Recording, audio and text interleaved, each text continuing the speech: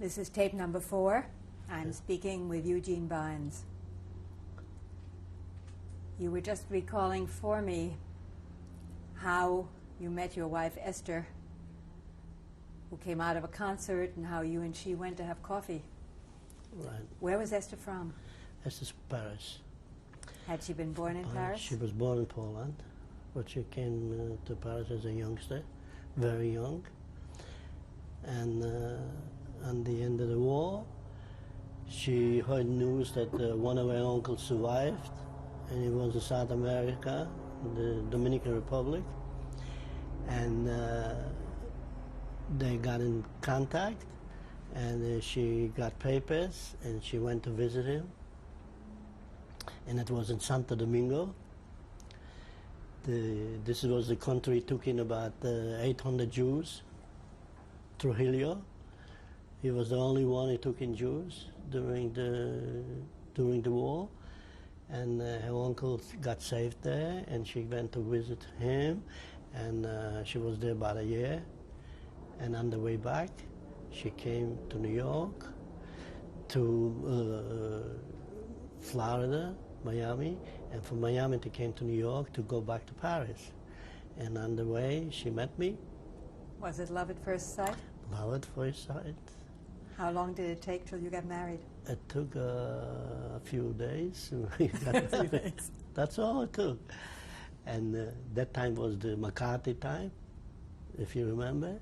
And they didn't want to believe that we got married because of love. They said we were communists. And they gave us a very hard time. And we had all kind of hearings, and not hearings about your marriage. Hearings. What did you have hearings about? About communist activities. The FBI was following me at night. Where I went to work in the morning, they were following, and we had problems. And one day we had a hearing, and the judge was screaming. It was in the summertime, and he didn't want to believe me. He says, "You meet a girl in 2 days, and you in a week you get married?" I says, "Your Honor, if you see her, you marry her too." And there was a lot of people in the courthouse, and everybody started laughing. And we said ourselves, we met a very good lawyer, and the lawyer helped us a lot. It was a man from Washington, D.C., and his father, I think, was a senator or something. And it cost us $1,000, I think. And he made it kosher, and she didn't have to leave the country. How did you get your citizenship? I applied for citizenship. I came on regular papers. It took me 3 years, and then after the 3rd year I applied. I think we had to have it was 4-year limit, a 5-year limit, and after that I applied and I got citizenship papers, and I became an American citizen. And she didn't have to leave. We got married, and we're still here. Tell me about your children. I got 2 sons, and I got a daughter. What are their names? My daughter's name is Diane. She's the oldest. And then I had Neil. And then I had Evan, and they're all married, and Diane has 2 sons. Names? Name is Jacques and Ariel, and Neil has a little girl, and her name is Talia, and Evan has 3 little boys, and the name is Brandon, and Taylor, and Hunter. They're just a newborn. About 11 months old, and he's gorgeous. And the family got bigger, and we're having a lot of fun. Do you think that your background and the experiences you had influenced the way you brought up your own children? I don't know. I think the circumstances. It's the human nature of a man, how you live, and what you believe in, and that's how the children come out. I'm not a religious man. but I'm Jewish, and I practice wherever I have a chance. I support the organization once in a while, and I think that's the. Did you ever go back to your hometown in Poland? Yes, I did. I went back about 4 years ago. I took one of my sons. I took Evan, and it was like a business trip, and I wanted to see how it looks. So this is after 46 years, 45 years. I said, let me go back, and we went back, and I think I made the biggest mistake of my life. By going back? Yes. Why? It was a big mistake because the town I came from, there wasn't one Jew left. After a few, not one, couldn't find a Jewish soul. Then we went to Lublin. That was a town where there was 250,000 Jewish people, and there was no Jewish people to be found. Finally, I spoke to a Polak, and I said, I walked over there dealing in money, you know, they were buying money, selling on a market, and I said, is there a chance that you know anybody or there's any Jewish people here in the town? He says, I don't think there's Jewish people here. This is the town where Majdanek was, Lublin. But I got an uncle, and I think he knows where there's a Jewish man. And I says to him, here's $20. See if you could find him. Go to your uncle and give it $20. He grabbed the $20. He went to his uncle, and he came back. I was waiting for him. He kept his word. He came back, and he took me to a place where we found a Jewish man. He was like, he was not from Lublin. He was from a little town. He married a Polish woman, and he was like in the 70s. And I asked him if he wants to come to America. He says no. And we were talking, and he says, what should I do now? I'm an old man. Where can I go? I says, if you want, I'll make sure that you will take you to America. Everybody shouldn't be alone here. He says, I'm too old to move. And I says, what are you doing? So he told me he's taking care of the cemetery. He lived near the cemetery, taking care of you can take care of dead people. So that is one Jew in a town like that. Out of many, many so thousands. It just took my insides out of everything, and I couldn't take it. I almost got sick from aggravation. And I couldn't talk to the Polacks. Not because what they did or whatever, what they didn't do, you know, what they didn't do. But I don't know. It's a very hard thing to tell. But through my mind, I think that they were very stupid. Maybe there's another explanation because they didn't help. I felt I couldn't. In my town, when I went into my town, I saw people, I couldn't talk to them. My age, I didn't see anybody. And what I saw was younger people. Now, if I were to see somebody my age, what would he say to me? In Polish, is that what, when you see a guy who you didn't see him for a while, what do you say? Jeszcze żyjesz? That means, are you still alive? So this, when I needed them, they didn't come to help, and so I just had to leave it like it was. And I left it. I was in the town when I left. Was 45 years ago, 50 years ago now. It's it's still the same thing. 50. They didn't do nothing, and it's terrible. It's dying, a slow death. Like they killed the Jews. That's how they killed the towns in Poland. No life at all. Miserable. You indicated to me when we talked earlier that you were interested in making this tape so your grandchildren, great-grandchildren to be, would know your story, would know what went on. Do you have any message you would like to leave for future generations to guide them in their life? I don't know if you could guide anybody.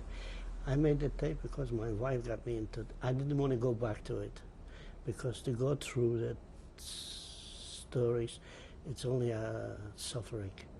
And to memorize, to go through these memories, it's not pleasant. And to give somebody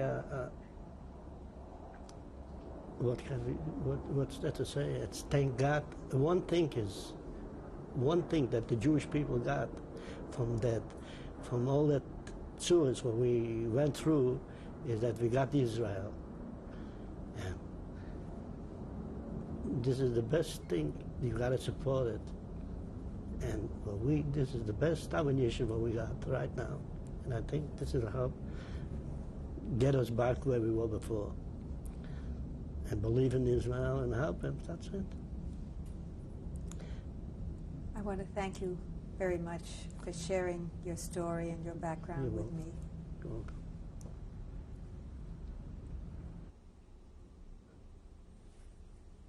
Okay, Helen, there's 3 pictures there. This one, which I took away from a German soldier. When was this? Right when we were liberated. I went through his belongings, and I saw these pictures and I took it away from him. So this Where was do you right, think this picture was taken? I don't know where that was, from a concentration camp. The 3 of them. Yes, this is number 1. We'll have 2 more. Yeah, okay.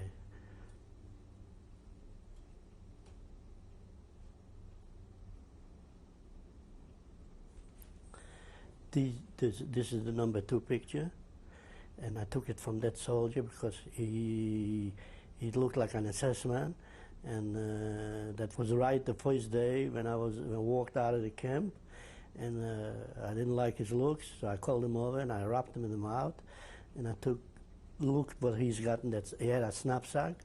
I took him down and I looked over and he had these pictures and I took it. And this is number 2. Number 2, and the one you have in your hand is number 3.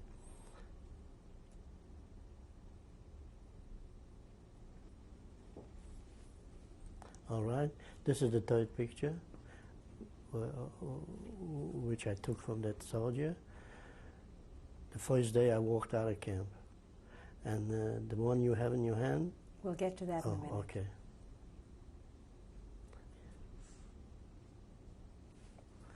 Okay, this picture I took in Hessenthal of me. That was about 2 months after I was liberated. You got a prison uniform and Yes, put it on again? yes. To indicate what In you the looked camp, like in the at the camp, time. yes. Okay. Okay, this picture is after a few weeks after the liberation, they asked all the people from the camps because we didn't have any papers, so this was my first certificate that I was in camp, and it was made in Landsberg, and this one is a duplicate because the original I lost. And this was my only papers that Proof of who you proof are. of life, yeah, of being.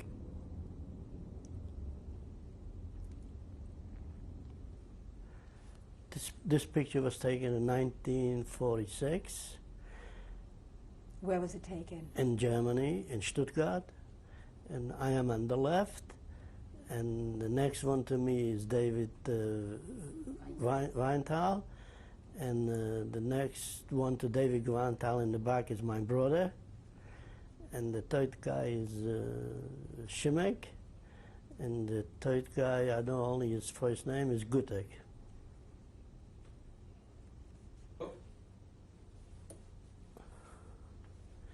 This picture is made in Schwäbisch Hall in Germany, and this is the soldier, the American Jewish soldier.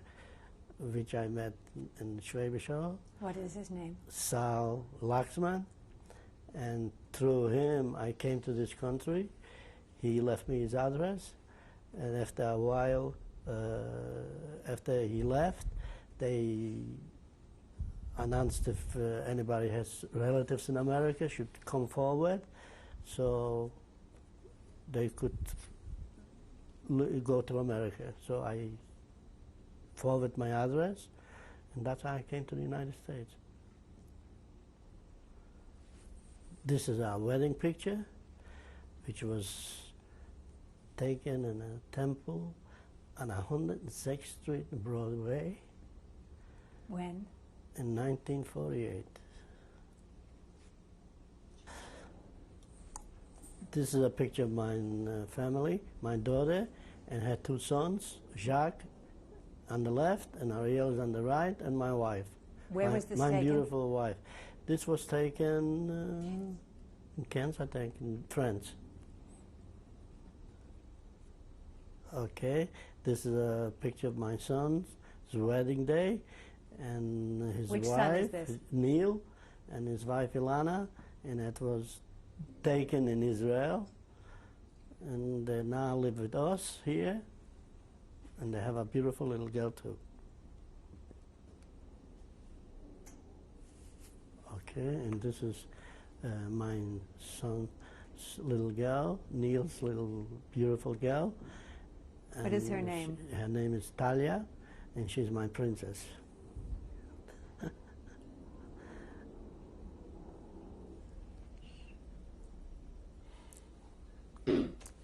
Mr. Bynes, I'd like you to introduce your family to me. Sure. On the left of me, this is my daughter-in-law, Leslie, my son Evan, my beautiful boy Hunter, my delicious daughter Diane, my grandson Ariel, my grandson Brandon, and my big boy Taylor. And who's next to you? Next to me is my gorgeous wife. Thank you. Mrs. Bynes, is there something you'd like to say to your husband? Yes, we've been married for so long, it seems like yesterday, and I hope that for many, many more years we'll be able to enjoy all these treasures around us in good health, and to see them nurtured and on their way to be decent citizens and happy. Happiness, most of all, for everybody. I love them. Evan, would you like to say something to your dad? Yes, I would. First, I'd like to thank both you and Stephen for coming by and doing this very special thing, not only for my parents, but for all of their children. One who hasn't been mentioned is my big brother, Neil, who's not here tonight, but I know is with us all, and his wife, Alana, and his daughter, Talia. But I want to thank the both of you, and I want to thank the Spielberg organization for documenting my father and mother's lives, and basically allowing future generations of Byneses and alike to come back one day and hear them and see them. And I thank you for that opportunity. Diane, would you like to say something to your dad? Just that I love you, Dad. Leslie, how about you? Actually, I have something very important to say. Almost 11 years ago, I gave birth to a boy, which I thought was going to be a girl. And then 4 years later, I had another boy. And then I had another boy. So these are my three little Indians. And I've thought about it. I believe in fate. And I believe that the reason why I got three healthy boys is to carry on the Bynes name. Because although Diane has a different last name and Neil has one daughter, the Bynes name would have died. So I feel like I and Evan have done a wonderful contribution to this family by giving them three boys to carry on the Bynes name. Amen. So You're without right. me, Thank you very much. without him, the Bynes name unfortunately Would be end ended. here. So I have three beautiful Bynes boys. That will in turn make Bynes again. Right. And it'd be So I Bynes feel and very Bynes. blessed.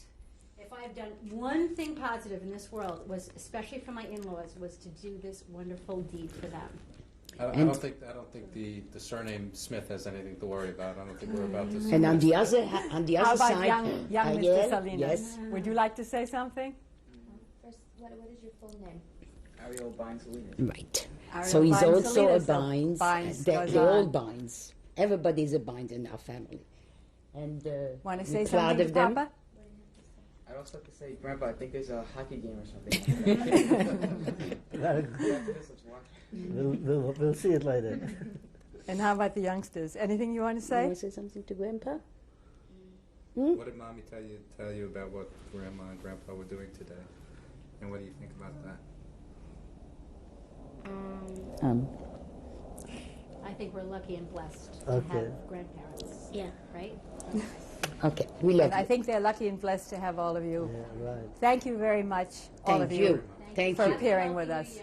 Thank you Steve. so Thanks, much. Steve. Thank you. Thank you, Steve.